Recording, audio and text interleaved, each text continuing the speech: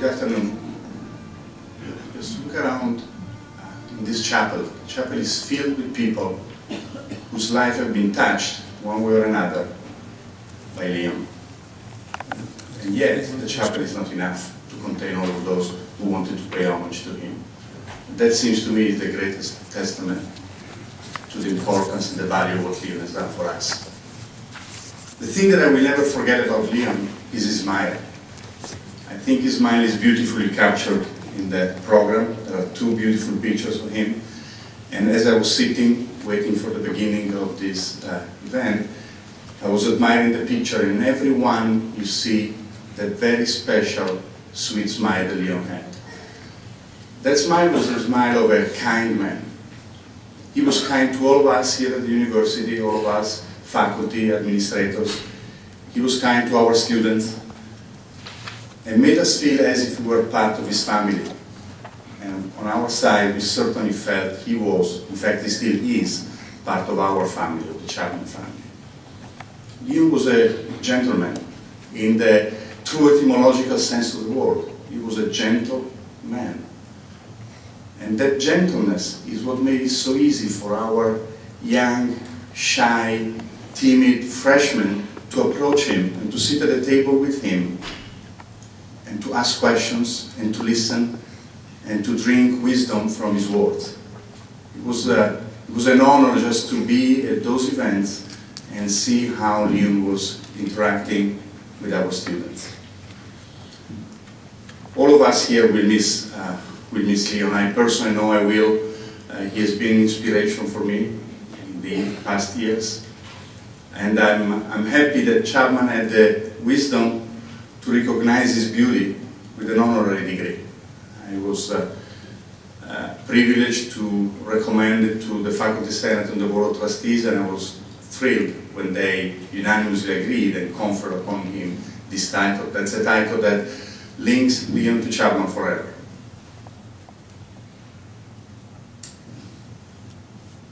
I want to thank you, Leon, for what you've done for us, for the joy you have brought us, and especially for the friendship you have given us.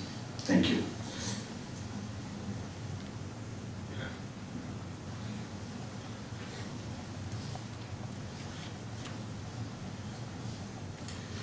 We lived in Narevka. The world was quiet and calm. Children playing on the street corner. Run as fast as you can and toss a carefree stone. In Krakow, the Nazis came to take us away, tearing us from our home, hurting the people we loved, destroying our childhoods. Let go and throw a worthless stone. Forced into ghetto, gates draped in barbed wire, our holding pen before death, walls surround us, contain us, spin around, and hurl a violent stone. Smoke from the imposing chimneys curl like a cat's tail, covering the sky. We are emaciated, ensnared, empty. Raise your arms and cast a frightful stone. We asked for and received a savior named Schindler, who kept us alive, a great kindness in a mad world. Bow your head and cast a tranquil stone. The gates with their rusting silver teeth fell, and out we flew, scavenging for food. With the last birth of strength, take a deep breath and cast a desperate stone. Saved, rescued, emancipated, and free. Walk past his grave and place a final stone. Those are the words of Gabby Heckler, a St. Anne School student who was inspired to write them after watching a video interview of Leon Leyson. She won first place in the middle school poetry contest last year for her efforts. Leon inspired many. I first met Leon here at Chapman a dozen or so years ago. He was a unique survivor, tall, with movie star looks, and spoke with barely an accent. I couldn't believe that he had only recently started speaking about his experiences during the Holocaust. He was just so good and natural at it. When he painted a picture of a 13-year-old boy standing on a box to work machinery in Schindler's factory, You were transported there.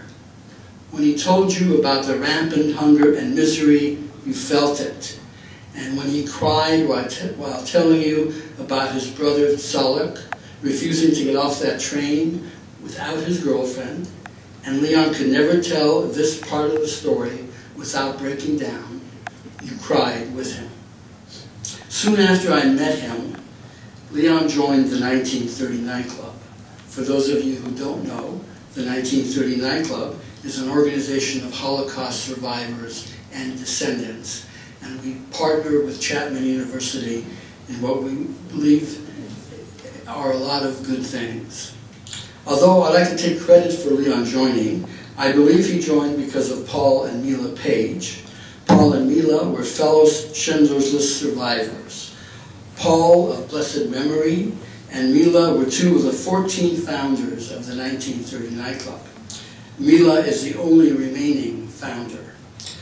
Paul served as president of the club, and he was the one who got Thomas Keneally to write Schindler's List, and who pestered Steven Spielberg to do the movie about Oskar Schindler, promising Steven an Oscar for his Oscar. When Paul passed away, Leon was very concerned about Mila, checking in with her and always asking me how Mila was doing. The fact that Mila Page made the trek from Los Angeles to be here with us today, at almost 93 years young, speaks volumes about Leon. After joining the club, Leon became an active member. He was the only Orange County survivor who regularly came to our events in Los Angeles. He enjoyed our lunch and dances, which brought survivors together with students to eat, schmooze, and dance with each other. Leon always asked to be seated, not with his fellow survivors, but with the students. He was a student magnet. Everybody wanted to sit and talk with Mr. Leyson, or should I say Dr. Leyson.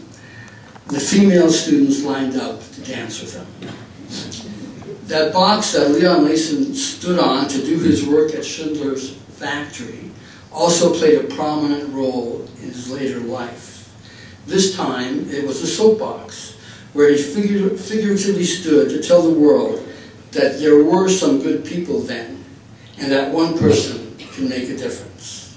Leon, too, was a good person who made a big difference. I can picture him today standing on a soapbox, a teacher, teaching anyone and everyone who would listen the lessons of the Holocaust.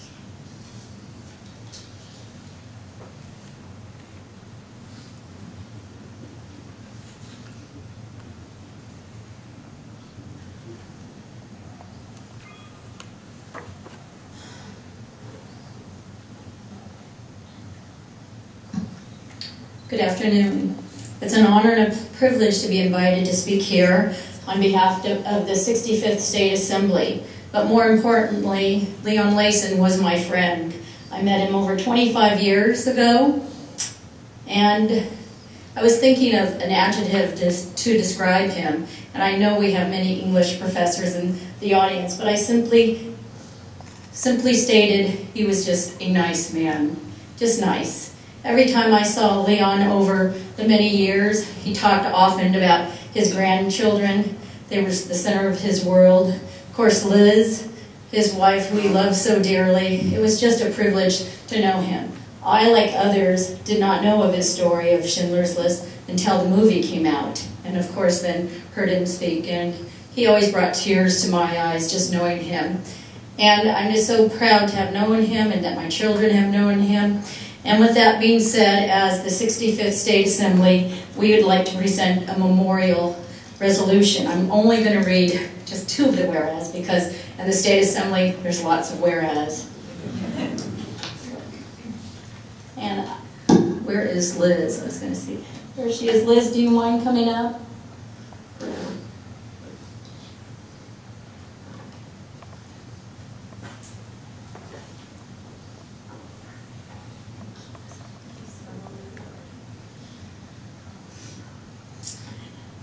Whereas survived by his wife Liz Leyson, his daughter Stacy Wilfong, his son Daniel Leyson, his 6 grandchildren, his sister Aviva Nissenbaum, and his brother David Leyson. Leyson's legacy of survival and renewal will serve as a powerful example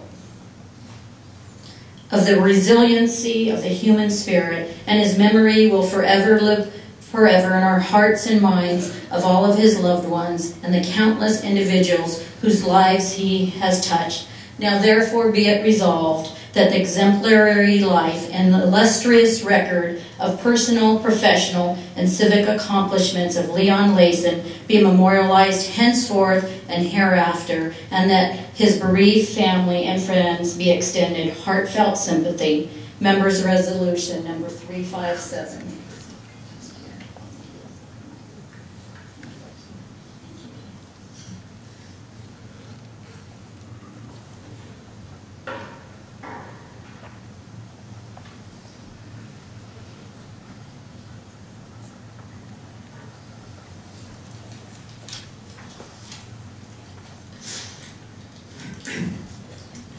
Good afternoon.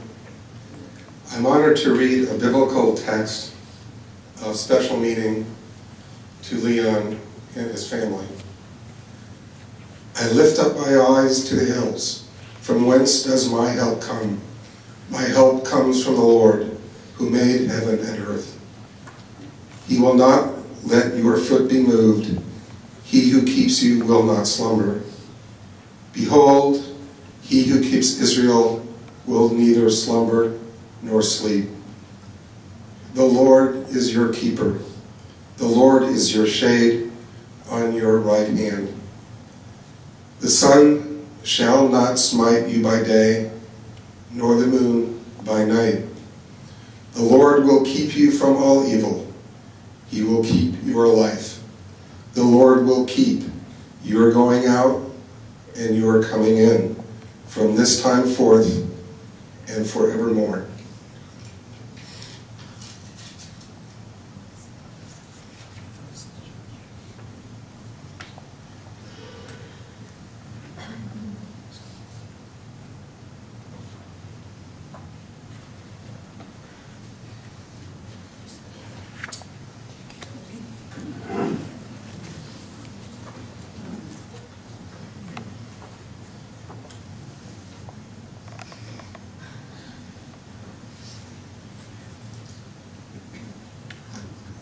When I walk into school, I tell violence it has not.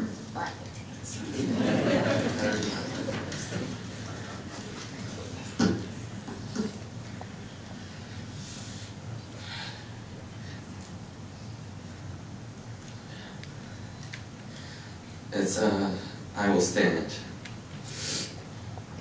When it seems everyone is sitting still for cruelty and hatred, I will stand. Against violence such as Columbine and tyranny such as Hitler, I will stand. When it seems ignorance and prejudice are holding us down, I will stand. When we ignore each other's basic needs for compassion, I will stand. When I walk into school, I tell violence it has not won. When I learn and share the knowledge, I tell ignorance to go away. When I celebrate the differences between human beings, the prejudice to fade. For our world, our lives, and our future, we must all stand.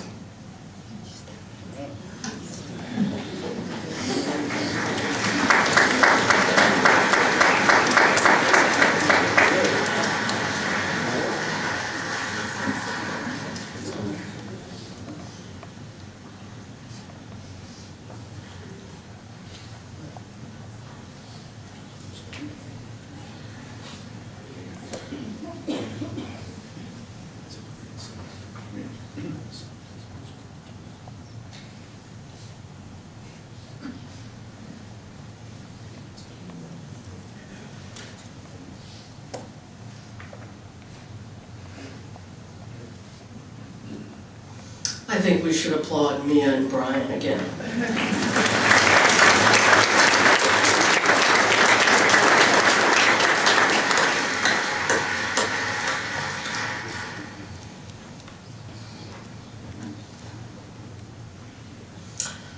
We are gathered here because we are family and friends of Leon, because we care deeply about him, and because he cared about us.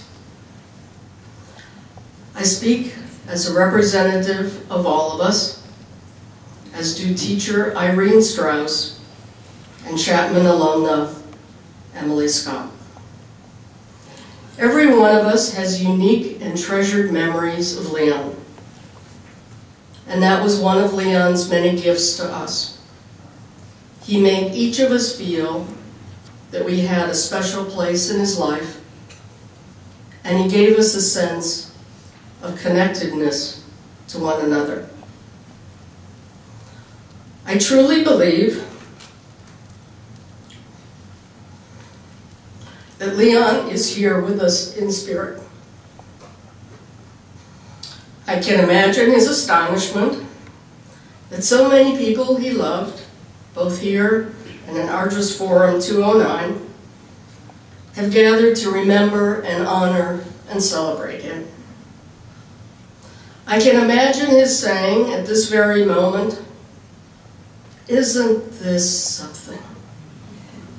On a Sunday, all these people coming here for me." And he would shake his head, as he did whenever he thought something was really special. And he would say, "Pretty good. That's pretty good." We come from many walks of life, people of many religious faiths and backgrounds, Leon's fellow survivors and witnesses to the Holocaust, state and federal justices, Chapman professors, administrators, and trustees, faculty from other universities, teachers, rabbis and clergy, civic leaders, a Southern California television icon,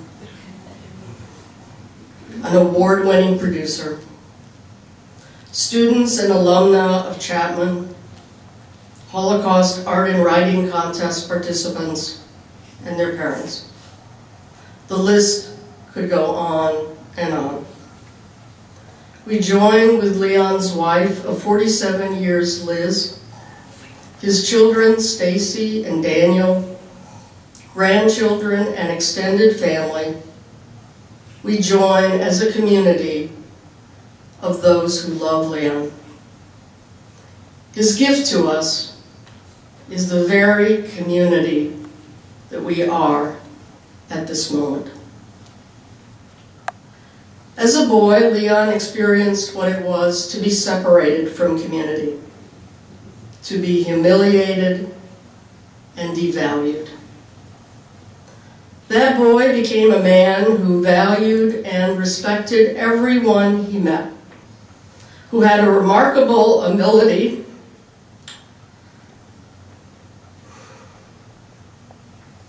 to make us not only feel good about ourselves, but to make us feel good about one another. Just one example. As some of you know, Leon's first visit to Chapman, more than 15 years ago, did not have an auspicious beginning. Leon was dressed beautifully, as he always was, wearing what looked to me like a brand new jacket. He wasn't used at that point to speaking at a university. He was clearly nervous, and so was I. Then, as we walked across campus, the unthinkable happened. A bird flew over. Some of you know the story, or you're very imaginative. A bird flew over and deposited a gift on Leon's handsome new jacket. Hard as it may be to believe, I was speechless.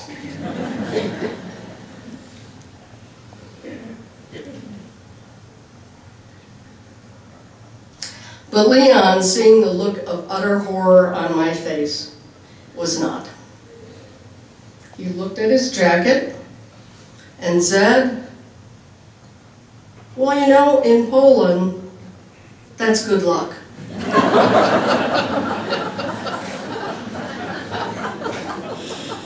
I seriously doubt that. But what I don't doubt is that Leon thought it up on the spot because he wanted to make me feel better. That was Leon. He spent so much time at Chapman that everywhere he walked, people would greet him by name. He loved it.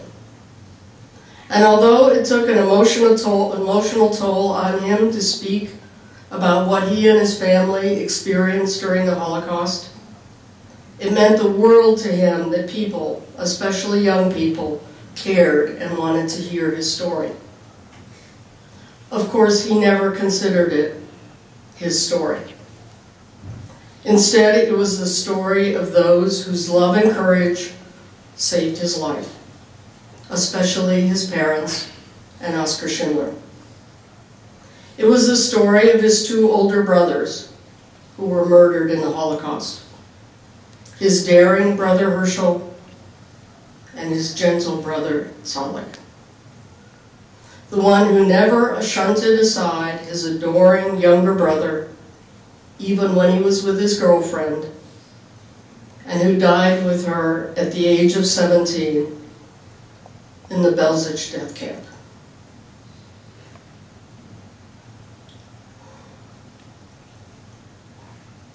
I always thought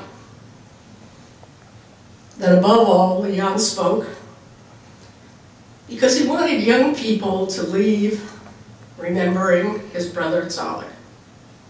That by speaking of Zolek, he gave him the present and the future that he would never know.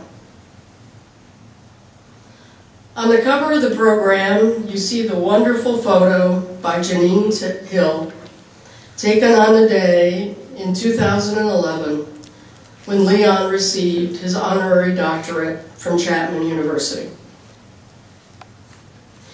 He was wearing a tie that day that belonged to my dad, that I gave to Leon after my father passed away. Leon didn't tell me in advance that he would wear my dad's tie on that special day. He just did it. He knew how much it would mean to me, and it did. And that probably says all I need to about the friend that Leon was to me. Leon loved the quote from author Joseph Campbell, that a hero is an ordinary person who does the best of deeds in the worst of times.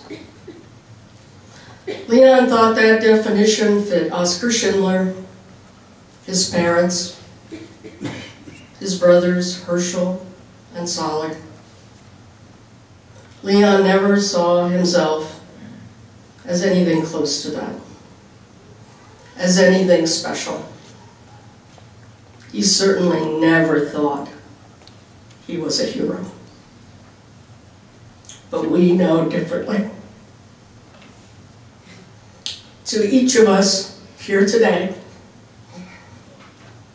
Leon was and will always, always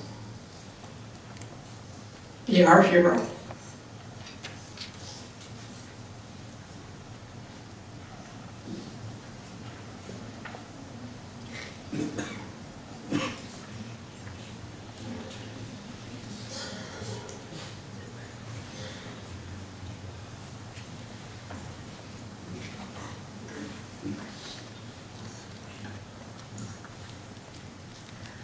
I have known the Leysons since our children's early days at Laguna Road Elementary School. Our sons were in some of the same classes, and I would often see Leon at school events. Imagine my shock when 14 years after meeting him, I saw Leon's picture in a full-page article in the Los Angeles Times.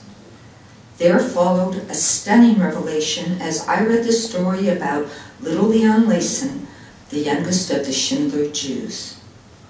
It was hard to wrap my head around the contrast between the boy I was reading about in the paper, who survived unspeakable terrors during the Holocaust, and the soft-spoken, gentle father at school who would make small talk as we watched our kids play. With such an incredible eyewitness to history right here in our community, I called Leon and asked if he would tell the story to my 8th grade students. To my surprise, he softly replied, "No." In his usual quiet manner, he explained that he'd only spoken once about his past, and that was to a group of Liz's college students. "You see," he said, "your students are the exact age that I was during the Holocaust. And looking out at their faces, I would see the faces of myself and my friends." Leon reluctantly agreed to think about it, and after several more conversations, he said he would come just one time. That was 19 years ago, and he generously came every year to share his time and his history with us, changing the lives of more than 4,000 Park students and parents along the way. He would always begin by telling about his life in Fullerton, starting with Liz, Stacy and Dan and their families, and sometimes he shared photos of his grandchildren.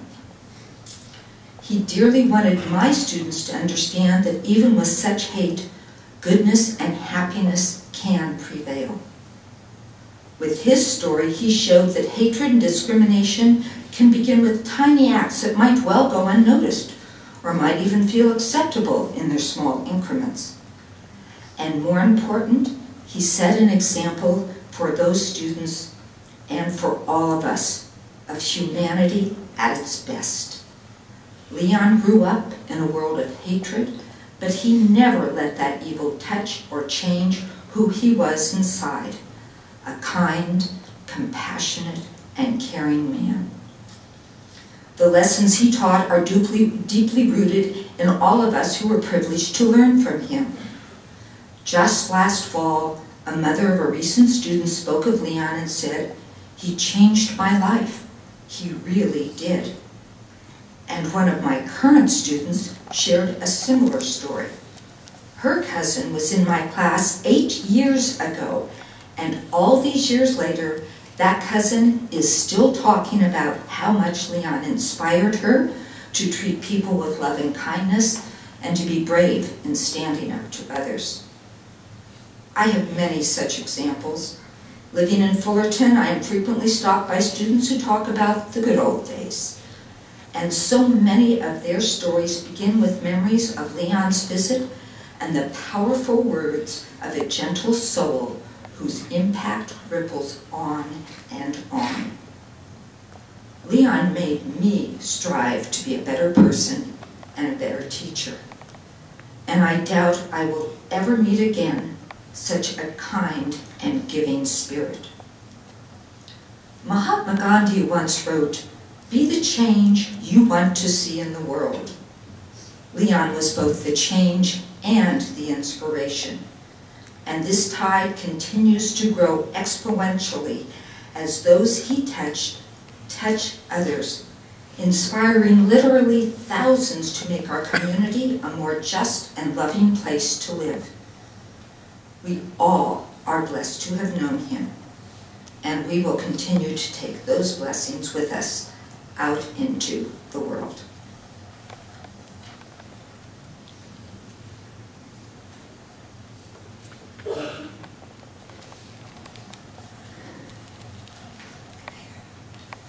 I'm Emily. I'm a Chapman graduate, and I minored in Holocaust history and worked at the Rogers Center for 4 years, so I got to spend a lot of time with Leon during my time here. I still remember the first time I heard Leon's name. I was visiting Chapman as a senior in high school, trying to decide where I wanted to go to college. And at that point, the Rogers Center was just 2 little offices in Roosevelt Hall, and there was a sign outside of one of the rooms advertising one of Leon's speaking events.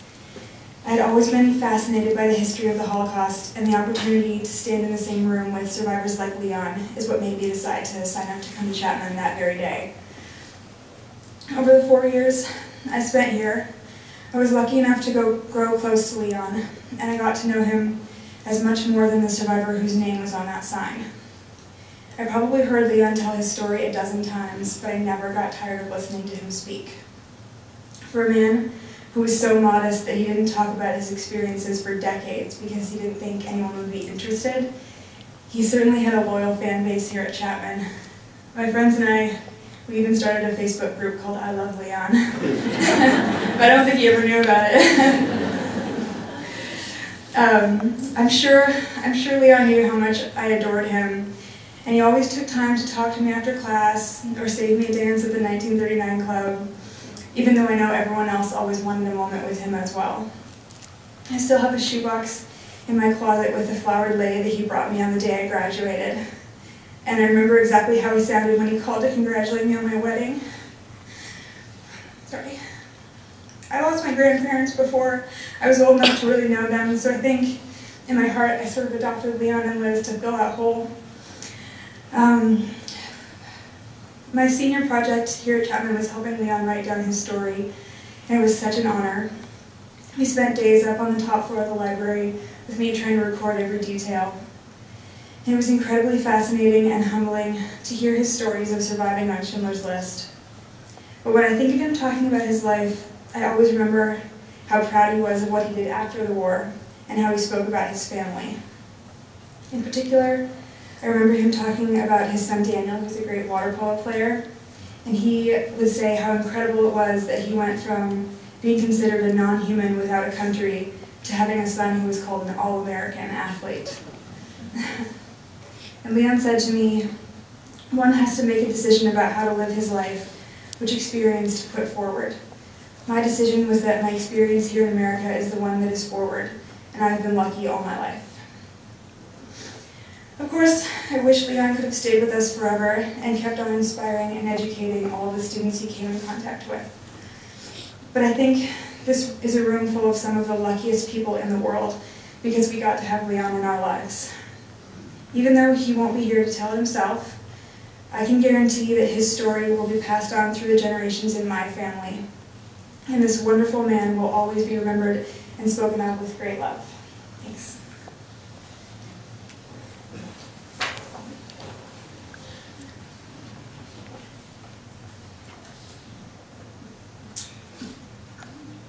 We will now hear from the Schindler's List soundtrack, the Yiddish song, Oifen Prepachik.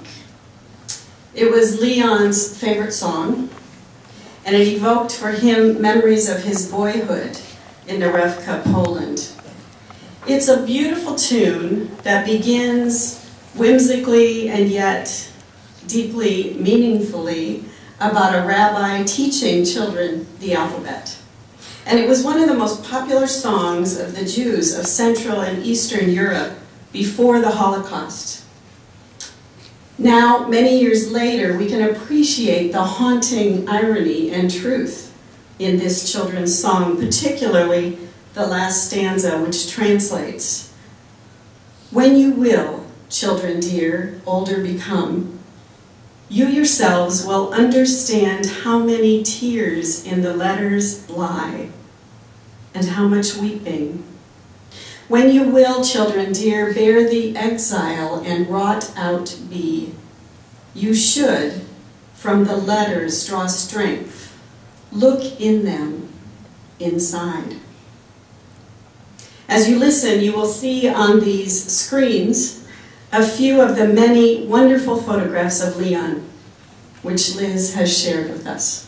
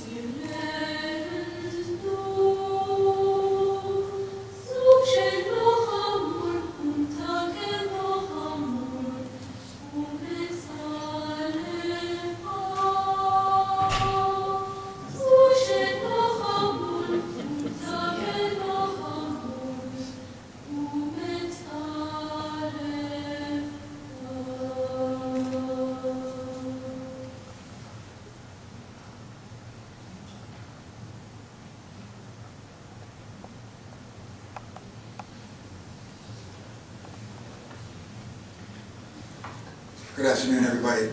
I'm so very honored to be here to join the Leyson family to pay tribute to this wonderful friend. There are so many little pearls of lessons I took away from my friendship with Leon. And the first one was the power of a chance encounter. How a seemingly insignificant interlude can change your life for the better.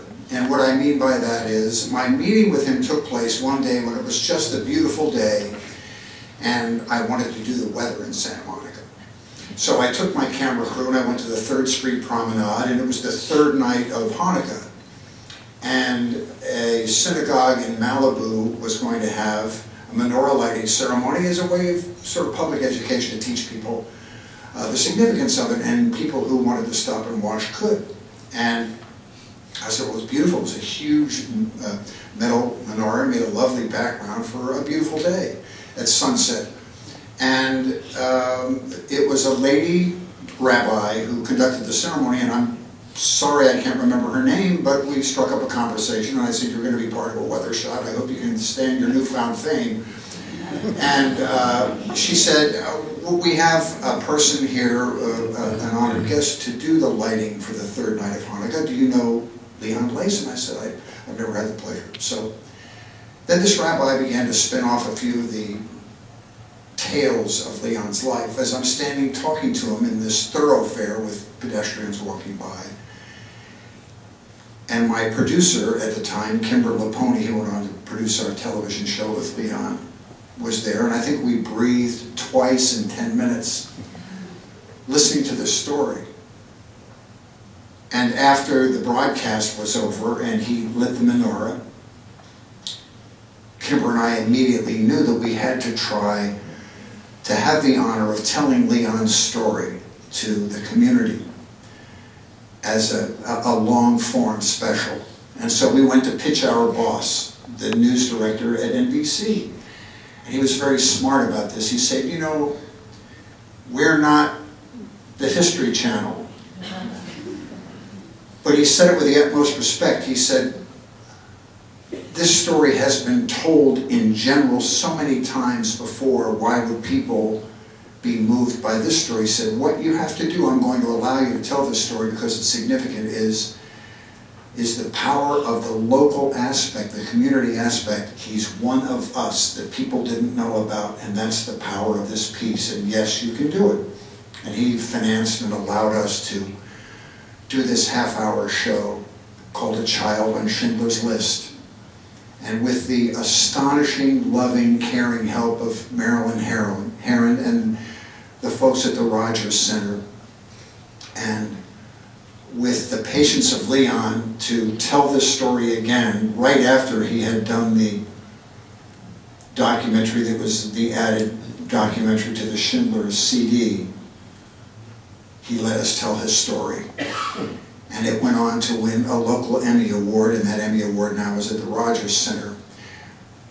But the power of this half-hour show is the counterpoint of the humble, gentle, soft, human delivery of Leon telling his narrative against the horrible nature of what he was saying.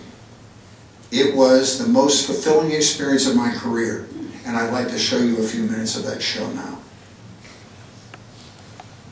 Most people saw the movie when they saw Schindler, and he was a kind of a decent person. But actually, in real life, he was better than the way he was depicted in the movie.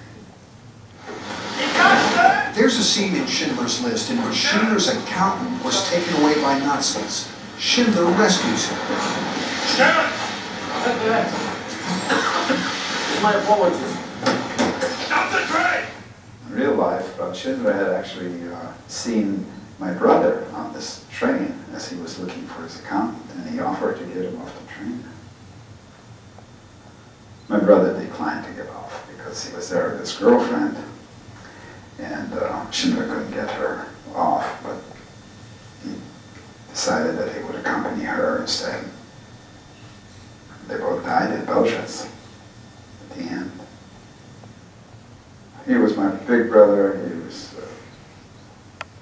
It was typical of him to do a thing like that, to accompany his girlfriend, not to abandon her.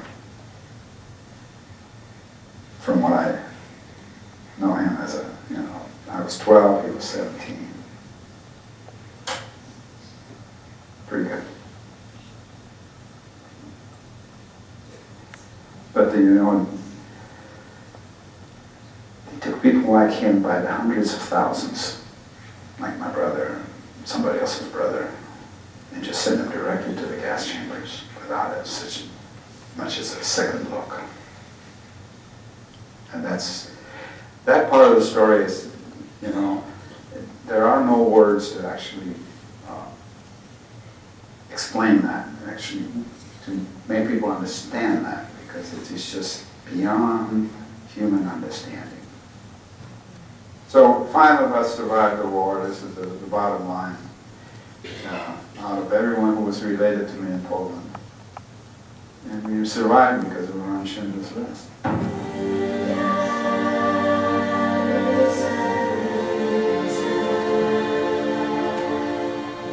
Well, Jews like us who came to Krakow after the war were housed in this building. This is a dormitory building for Jewish students. Life was difficult after the war, too. My feeling was that at the end of the war, I felt like I was a foot off the ground and that everything is going to be wonderful from now on. People would understand and,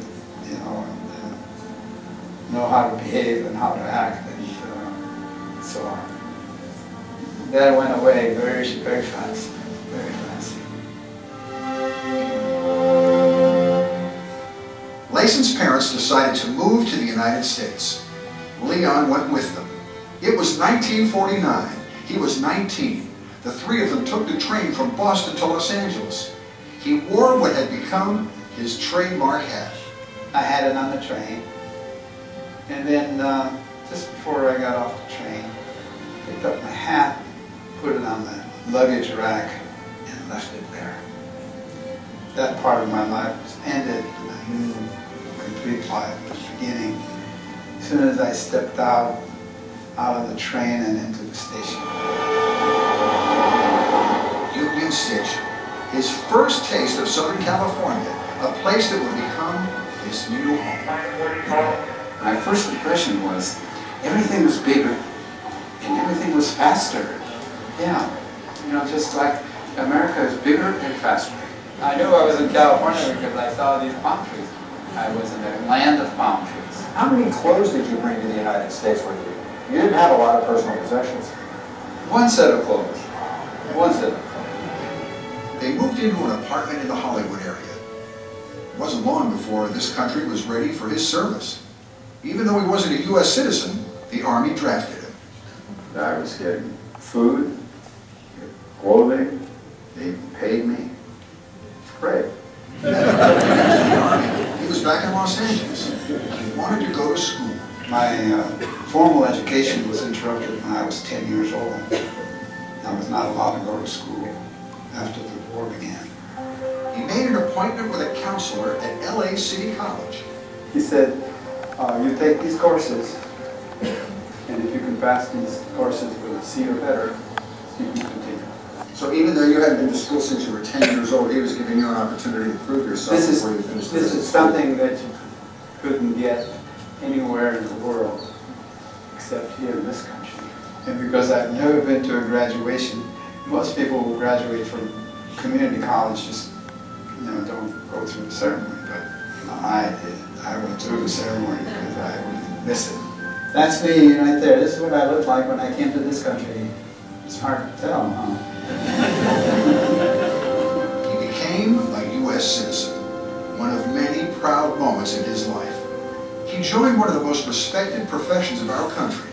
I taught there at Huntington Park High School for 39 years. Thousands of students passed through his classroom.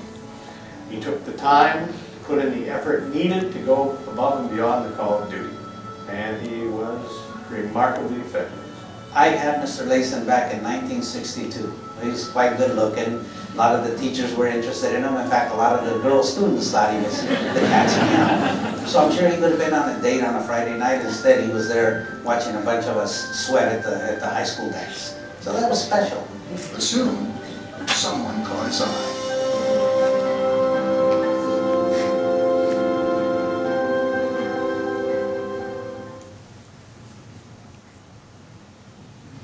I want to thank the producer of that great show, Kimber Laponi, who is with me today. It was an experience we'll never forget. I think that the greatest privilege of this entire experience for me was to learn the astonishing quality of the human soul to rejuvenate itself. For Leon to experience what he did at the young, complicated age he was, and then to continue as the warm and caring person we knew, being the light of the lives of countless students and co-workers and friends, is a miracle. And the lights in Leon's life were his family, his wife Liz, his children Stacy and Daniel, their 6 beautiful grandchildren, Tyler, Brian, Nick, Mia, Silas, and Ben. And I know he was so very proud of them. And now I'd like to introduce his children, Stacy and Daniel.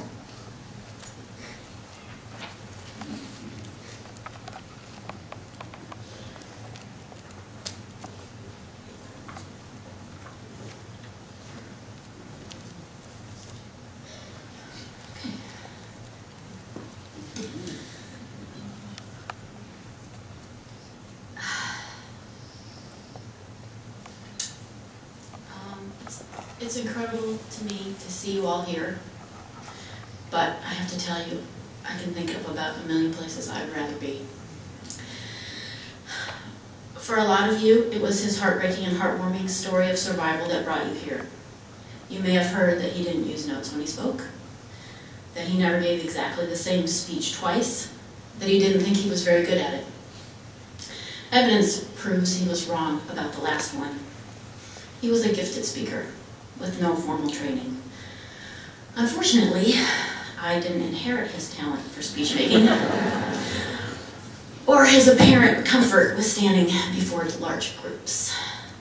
It seems that went to my brother. But nonetheless, I will do my best, since there are some things I want to share about Leon Leyson, the husband, the father-in-law, and the grandfather. I spent a lot of hours toiling over this short presentation, and I hope it can be forgiven for its weaknesses. Rest assured it comes from the heart. In the past month or so, many people, friends, strangers, have shared their wonderful memories of my dad with me. Memories of Leon, the friend, the uncle, the cousin, the neighbor, the colleague, the teacher. As I sifted through my own memories, I recognized a common theme, and that if I had to choose one adjective to describe my dad, it would be generous. Obviously, he was generous with his story, sharing it with groups around the country. Did he worry how big the group was? No. Did he worry about the group's religious beliefs? No. Did he make any group feel less important to him than another? No. Did he ever ask for or accept money? No. He would bring his story to anyone who asked, including his own grandsons, middle schools, my sons. and he always had time to answer questions and hear comments afterwards. He ran over time more than once, but few seemed to notice. He was generous with his birthday. Because of cultural traditions and his rather traumatic childhood, he was not sure of his exact birth date. He had a general idea and chose September 15th. The fact that his second grandson was born on that same day in 1994 confirmed to him he'd picked the right date. My dad always made an effort to be with Tyler on their shared birthday, often flying across the country, and Tyler has probably spent more birthdays with his birthday buddy than without him. He was generous with his enthusiasm. He delighted in all the accomplishments of his children, grandchildren, and his children-in-law, no matter how insignificant or ordinary they might have seemed. Whenever we spoke on the phone, one question he never failed to ask was, "How's my bagel buddy?" He and his third grandson share a love of bagels. He knew how to celebrate the smaller things in life. He loved to hear that a grandchild had learned to sit up or had a new tooth. He loved a musical performance from my sons when they were just learning their instruments, and to the rest of us, we're not so good. He could make you feel good about something as simple as answering a crossword puzzle clue correctly, or teaching your kid to tie his shoe. He was comfortable with his fate in a way that often made us uncomfortable. But even after seeing 2 children and 4 grandchildren learn to walk, he told my sister-in-law that he wished he could live to see the last 2, the twins, take their first steps. He didn't make it. He was generous with his help. I cannot see the words. He was ready to repair a broken oven, move furniture out of the way of a vacuum, and even change a baby's diaper without hesitation or complaint. He was the resident dishwasher at home and also when he came to visit my family, much appreciated by his grandsons. One of my favorite pictures captured him with his hands in a sink full of dishes, smiling like it was the most fun a person could have. He was generous with his knowledge. He was never too busy to answer a question and explain it until it was understood, even as recently as December. He has quite a collection of less common measuring devices, unfamiliar to most of us. And my oldest son was very curious about a specific one. At this time, my dad was spending most of his time asleep and in his room, trying to find some relief from the almost constant and frequently excruciating pain. Usually a few times a day, he would feel up to visitors for a short while. One evening, all of us gathered around his bed to take advantage of one of those times. And Nick asked about this mysterious implement. With obvious enjoyment, my dad proceeded to explain the mechanics and uses of the item. It seemed to take him away from his reality for a few moments. He told us how to put it together. He gave examples of when to use it. He answered all the questions. As Nick says, he always had time to answer my questions and seemed to know something about everything. So now, if you need to know how to use a dial gauge, you know just who to ask. He was generous with his time. I remember him actually teaching me how to tell time. And him being so proud one time when I asked what time it was and then said, "Never mind, I can look for myself." 3rd grade was when we learned multiplication tables. He and I spent a lot of time around the kitchen table drilling and drilling. I had some mental block with 7 times 8. And we went over it and over it until it finally sunk in. I relived that experience when each of my own children learned their multiplication tables, and none of us forget the answer is 56. He could also linger over a hot cup of coffee and made a habit of taking a little walk to the nearby Starbucks. My husband shares that borderline unnatural love of Starbucks. And whenever they were in the same town, they would go together, sharing coffee and some quality time. He was especially generous with his laughter. He loved a good joke, and even a bad one. He seemed to have one ready to tell for any occasion. If buttered toast or something similar fell with the butter side up, he loved to say, "I must have buttered the wrong side." He had a beautiful smile and easy, generous laugh. So now that you know Leon the man, I hope those of you who only knew him as Little Leon the Survivor can see why we will miss him and what the world has lost. He once said, "The truth is, I did not live my life in the shadow of the Holocaust. My dad's experiences during his youth in Poland were extraordinary, but they did not make him the person he was." Not that the experiences didn't have a huge impact, of course they did, but they did not create the character of the man. The unenviable events of his young life did not define him. He defined the events. Those childhood experiences only brushed away more quickly the youthful luxury of self-centeredness to reveal the character of the man he was always destined to be. Thank you for wanting to come and remember my father with us.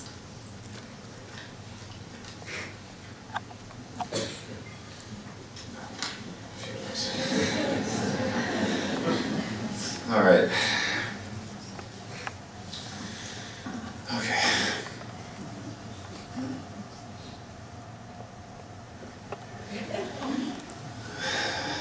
When my dad died, I got very possessive of him. When the rabbis eulogized him at his funeral, I thought to myself, only half jokingly, wait a minute, he's mine, not yours. He was more than just a witness to Jewish history. He was my dad. He took me fishing, to Indian guides and soccer, baseball, basketball practice. He was at all my water polo games. He was a happy guy and we had a happy life. We laughed a lot. Like the time in 1993 when we went to Poland and we had a little too much vodka one night and he told me, "I know you've been drinking too much because I can see two of you."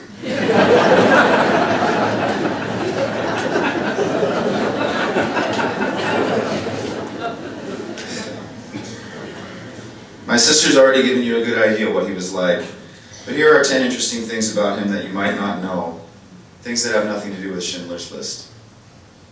1. He had a great ear and could carry a tune, and he could learn languages easily and speak them with a perfect accent, like English, and Yiddish, Polish, Hebrew, German, Russian, so that people thought he was Russian, Hungarian, so that people thought he was Hungarian, some Czech, some Japanese, little Spanish. He tolerated most of my musical phases, but he gave me a hard time about the Smiths. If any of you know of the Smiths, there's one song that goes something like, "I never had a job because I never wanted one." You really got a kick out of that. He liked other bands, though, that I liked, and we would talk about the meaning of song lyrics together. We always agreed that we liked songs in the minor keys. I think the minor keys reminded him of the old country. Number 2, he was a black belt in judo. Number 3, he was an excellent bowler who could throw the ball like a pro with a mean left-handed hook. He had his own ball and shoes. Number 4, he was a pretty good tennis player who played doubles every Wednesday night for many years. He used to say "too much" on the court a lot after making mistakes, like too much spin when a ball went into the net, too much power when the ball went out, or too much cut when the ball went wide. He would say, too much. You can hear him saying that. Number 5, for a snack he would eat sour cream or cottage cheese on wheat bread. I could never understand that. He would eat pretty much anything. The only thing I can remember that he didn't particularly like was cilantro. Number 6, he told me the first sip of beer was the best. He said, if they could just bottle the first sip. Later I thought, they do bottle the first sip, don't they? Number 7, he told me he didn't know anything until he was 50. From my perspective, he knew everything. He seemed to know how everything worked and he could fix anything. He also had the right advice for every situation. He pretty much taught me everything that I need to know about anything worthwhile. Like how to approach a seemingly insurmountable task. Just keep your head down and go to work, he told me. Now that he's gone, I wish I had listened more, because he had a lot of knowledge of all kinds, and it came from his unique life experiences. I'll get my own knowledge too, but much of what he had is now gone. Number 8, he liked coffee, black, a lot. Number 9, like my sister said, he was generous. We all know how generous he was in sharing his painful life story with so many. But he was also generous in so many other ways. Like the time he gave a teacher's assistant who worked in the machine shop at Huntington Park High School a loan to help him buy a car. After a certain number of payments, my dad told the TA he didn't need to make any more. The loan had not been repaid. He was also so generous with me, happily giving me everything I ever wanted. So much so that when I finally got old enough to realize what was going on, I thought, I'm one spoiled kid. I've got it pretty good. Pretty good. Number 10. His favorite piece of advice to me was, don't be dumb. Good advice. I did a lot of dumb things growing up. Still do. Case in point. A few months ago he came over and I was working around the house. My daughter's closet door was rubbing on the carpet, so I decided I would cut the bottom of it with a skill saw he had just given me.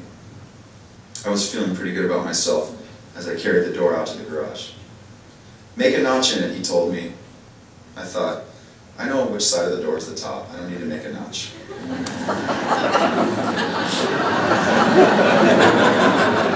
Of course, I cut the wrong end of the door off. So now there's a huge gap at the top of my daughter's closet door, and the cut is not straight either. He gave me a hard time about that until the end, but one of his last comments to me was, it's okay. He said, it's okay. You know how many times I've done that? I suppose it's normal for young adults to want to be different from their parents. There was a time when I was like that. But I am no longer a young adult. And as I watched him in his hospice bed, I just kept thinking to myself, I want to be as much like this man as I possibly can. He was such a special guy, he can't just disappear. The best I can hope for at this point is to live a life that would make him proud. I will try to do that. Thank you.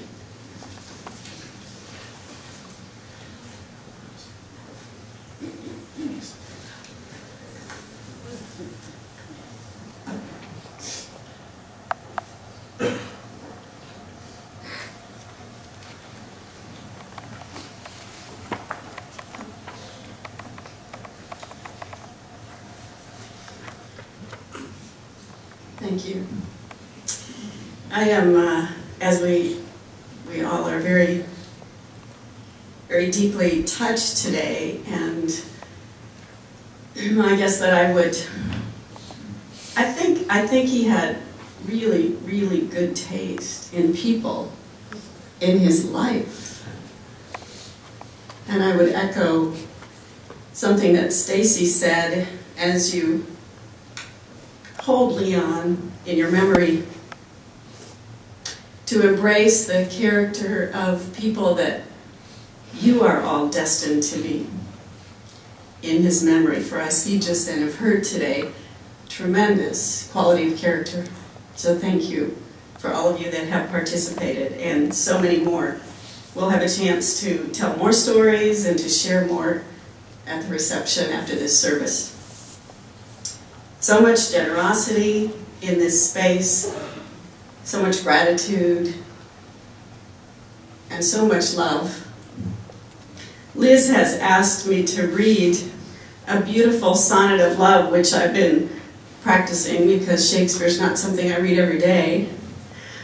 And it's become a huge favorite of mine. This was a favorite of Leon's. This is Sonnet 116 by William Shakespeare. Let me not to the marriage of true minds admit impediments. Love is not love, which alters when it alteration finds or bends with a remover to remove. Oh no, it is an ever-fixed mark that looks on tempest and is never shaken. It is the star to every wandering bark, whose worth's unknown, although his height be taken. Love's not time's fool, though rosy lips and cheeks within his bending sickle's compass come. Love alters not with his brief hours and weeks, but bears it out even to the edge of doom. If this be error, and upon me proved, I never writ, nor no man ever loved.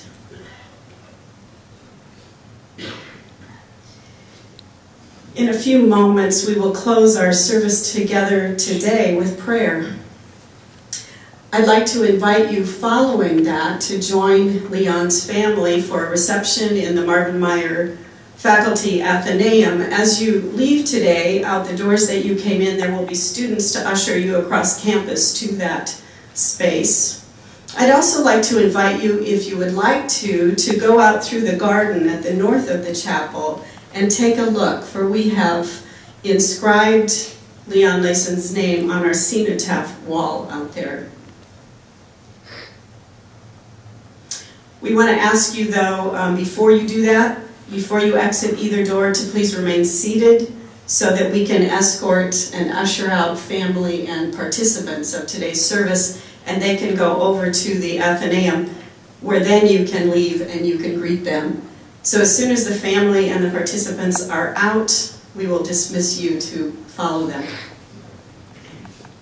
And now, to close our time together in this formal part of the service, we'll have two prayers that are traditional ways in Judaism to memorialize a person's life and to reconnect those who mourn with the God of life.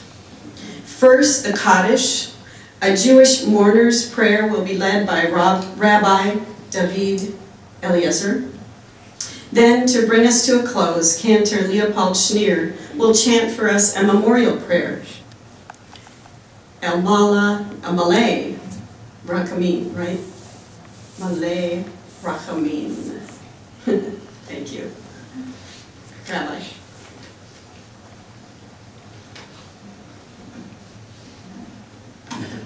The memorial prayer, the Kaddish, is a way we remember the soul as a person who's passed on from this world to the next. Because in Judaism we believe that human life is a connection of two opposites, the guf and the neshama, the body and the soul. And I want to share with you, as we're going to remember Leon's soul that is uplifted above into the heavens, how he remembered his father's soul. We became friends some years ago through my wife, who interviewed him on an oral history project. And through our encounter, he became connected to the Chabad community and traveled from city to city, from town to town, 40, 50 different cities and towns. I used to call him Halba Shliach, which means half a rabbi. The rabbis loved him and he loved them. And he came to San Antonio, Texas, where my good friend Rabbi Chaim Block told me this just a few days ago. He came there, and as of course Leon would not accept money for making the speeches, and my friend Rabbi Block gave him a pair of tefillin, which are put on by a Jew when starting at bar mitzvah on the arms and the head, representing the connection of heart and soul to God above. And at the end of the speech, he gave Leon the tefillin as a gift, a beautiful, beautiful item with hundreds and hundreds of dollars. And the next morning, Leon came back to the Chabad Center in San Antonio. They were having the morning services, and Rabbi Block said to him, "Leon, would you like to put on the tefillin?" And he did not know that Leon had never formed this tradition in Judaism. And Leon said no. And he looked at him, he says, and he wanted to ask him why, and he says, "I'll tell you, I never had my bar mitzvah. That moment in my life was stolen away. And how could I, and the tefillin I put on traditionally at the bar mitzvah, so how could I do this tradition when my father is not standing by my side? So Rabbi Block turned to him and said, your father is in the heavens above. He's looking on you from above here to hear us below. So Leon said, you're right. And 60 years after the Holocaust, he celebrated his bar mitzvah, memorialized his father in San Antonio, Texas, and put on tefillin for the first time in his life. And we will uplift his soul by reciting the Kaddish. I will recite it and answer you to answer the response, Amen, and please rise. Yiskadal v'yiskadash shmei Rabbah, Amen.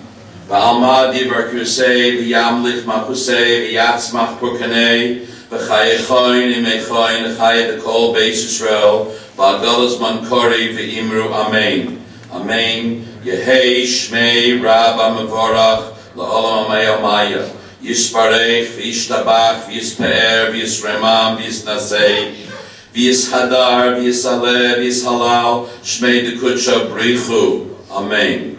La'ela min kol birchasa v'shirasa tushbachasa v'nechemasa darmir ba'alma v'imru Amen. Yehei shlomo Rabbah min Shemaya v'chaim tovim aleinu v'al kol Yisrael v'imru Amen.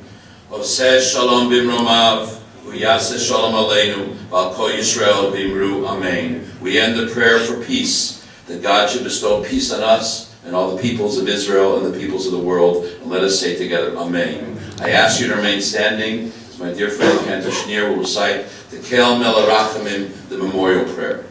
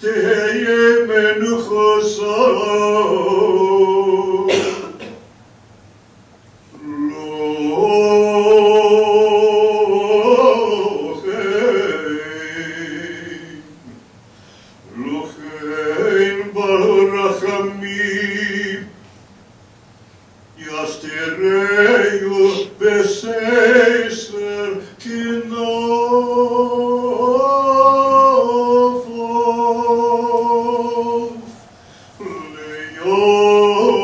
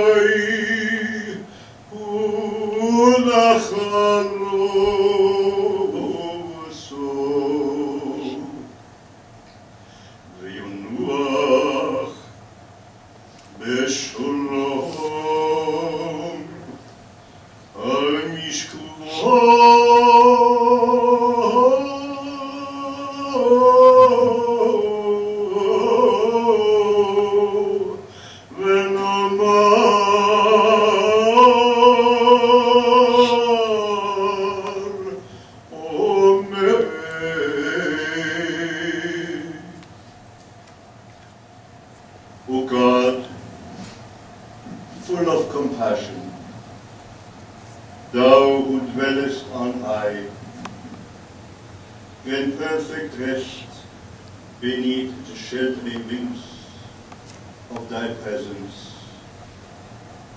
unto the soul of our dear, dear beloved Leyson, who is gone into eternity.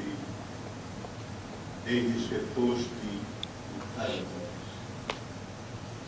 May the Lord of mercy bring him under the cover of his wings, and let his soul be bound up in the bond of eternal life. May the Lord be his possession, and may his repose be peace. Let us all say, Amen.